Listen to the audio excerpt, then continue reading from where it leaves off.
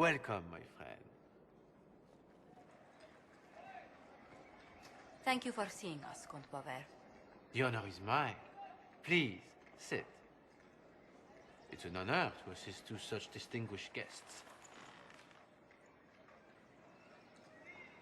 We appreciate your help, Comte. The death of Lady Montily's servants must weigh heavily on you. Have you heard of the House of Repose? The Assassin's League? My contacts obtained a copy of a document in the archive. Contract for a life.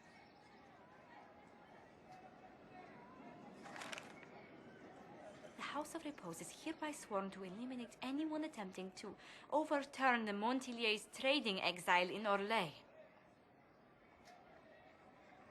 They're not just after your messengers, Josephine. They'll try for you, too. I am afraid so, yes. The contract was signed by a noble family. The Du Paraquets. But the Du Paraquets died out as a noble line over 60 years ago. Indeed. But the contract was signed 109 years ago. How can a family try to kill you after they died out? The Du Paraquets were our rivals. They drove the Montiliers from Val Royaux. This contract was drawn up over 100 years ago, but it wasn't invoked until I tried to overturn my family's exile. Unpleasant though it may be, the House of Repose is merely fulfilling its contractual duties. If the people who wanted your family dead are gone, why are the assassins still after you? A contract is a contract, Inquisitor. Orlesian businesses live and die by their reputations. The entire guild's welfare would be endangered if an agreement was tossed aside on a whim of time or fate. She's quite right, Your Worship. The House of Repose is doing what it feels necessary, by its standards. I'll do what I can to stop these attacks, Josephine. Thank you, Inquisitor. I think I may know how. The Du Paraquets still have descendants under the common branch. If we elevate them to nobility, a Du Paraquet could annul the contract on my life.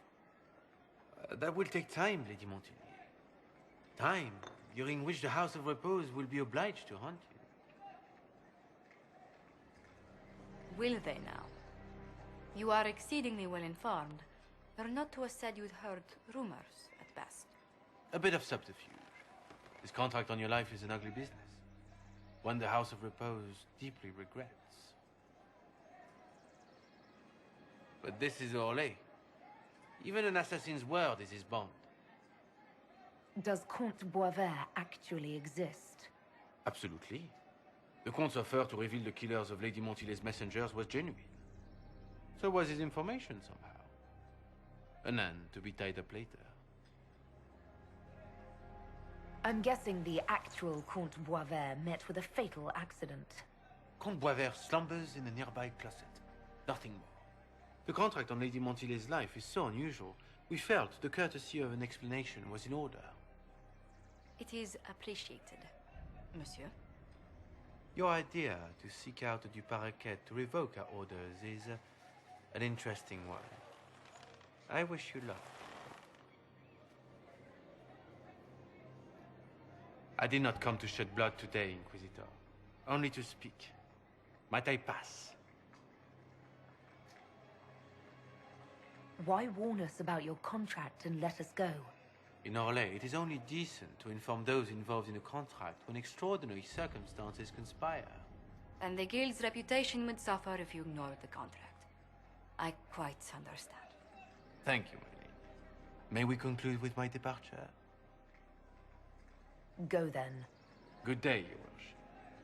My lady, I pray we'd never meet again.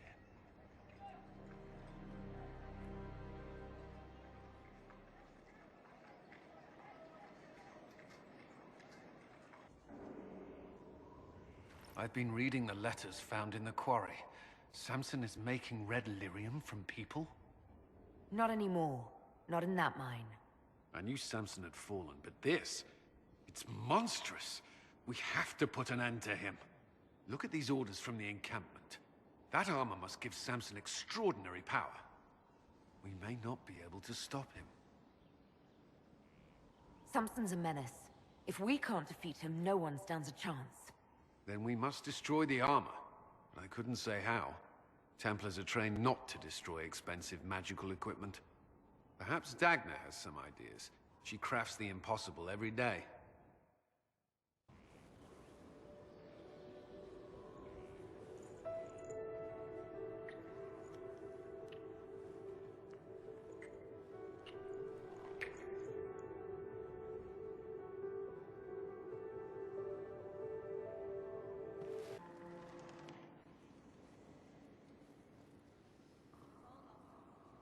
Anything interesting?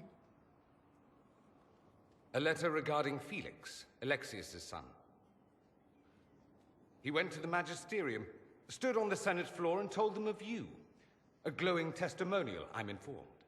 No news on the reaction, but everyone back home is talking.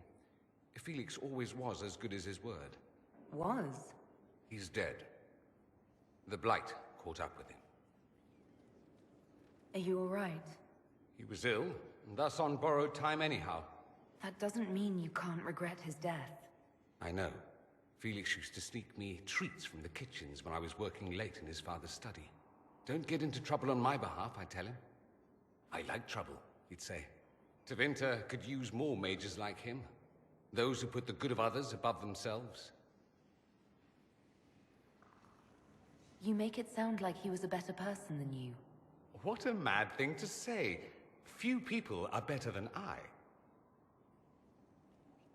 Very well, a better person, clearly, not nearly as handsome.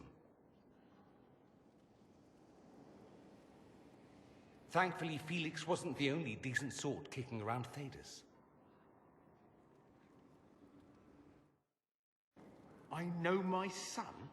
What my father knows of me would barely fill a thimble. This is so typical. I'm willing to bet this retainer is a henchman, hired to knock me on the head and drag me back to Twentieth. You think your father would actually do that? No, although I wouldn't put it past him. Let's go. Let's meet this so-called family retainer.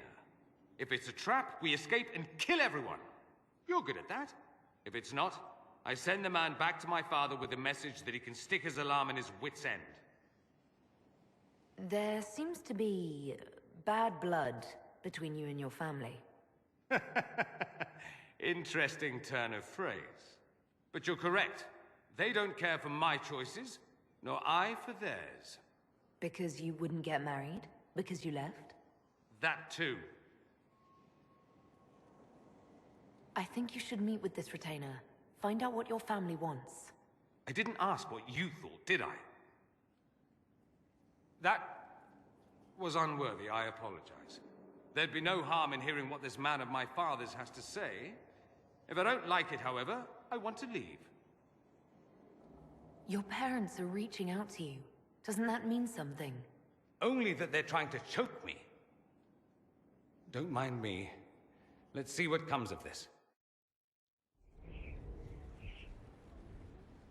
Mistress Pulin of Sarnia is accused of aiding and abetting the Red Templars in the Dales. She sold a quarry to them for a handsome sum. They used the quarry to grow red lyrium by enslaving townspeople. The only extenuating circumstance, Mistress Pulin was procuring supplies to keep the remaining townspeople fed. We can't ignore your crimes, but it seems you had a noble purpose. My crime was misjudgment. The land sale was meant to bring prosperity in hard times. Yet you kept taking coin from the Red Templars, even after you realized what they'd done to the people.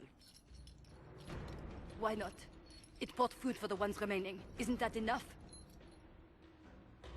You question whether greed or necessity led me. Tell me which you weigh me for.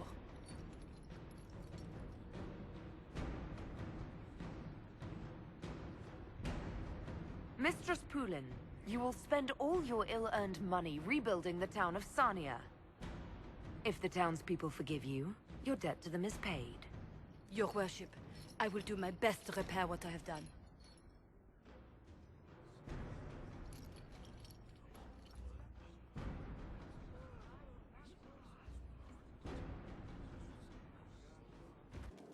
I'm so sorry, Inquisitor. I never thought my family's trading status would trap us in an assassin's plot. You couldn't have known it would lead to this House of Repose coming after you. It still shouldn't have slipped past me. I've tracked down the last du Paraquets. If they become gentry, they can annul the contract on my life. We'll require a noble from Val Royeaux to sponsor them, a judge to provide documents, a minister to ratify them. It's so like you to take the longest course of action, even when your life is at stake. I assume you already know everything about this mess.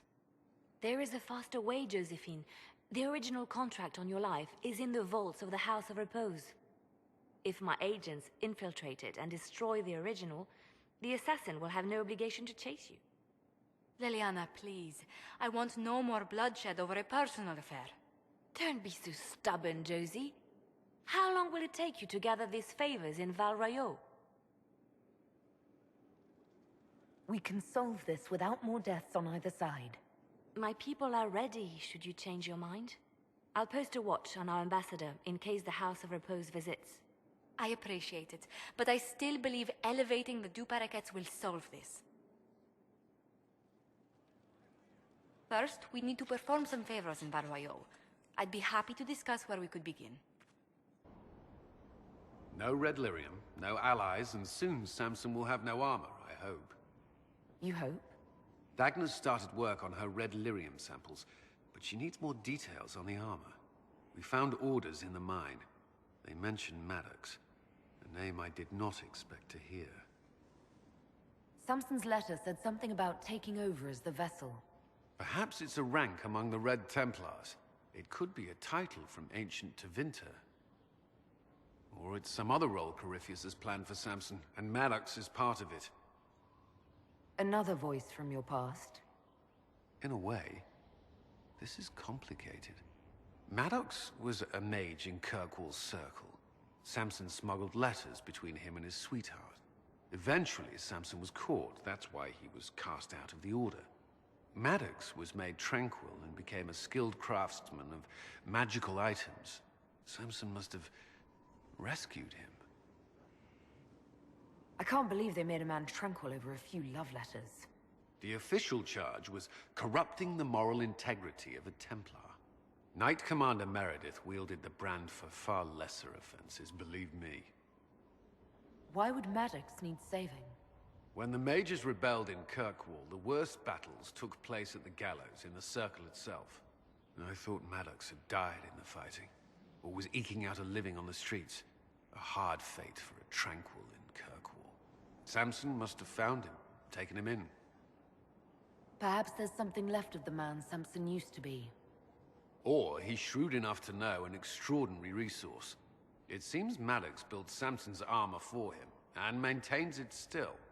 Tranquil and Kirkwall needed rare and expensive supplies for their enchantments. Supplies we can trace. I can have our men kick down some doors, Inquisitor. Samson's armor might lead us right to his stronghold.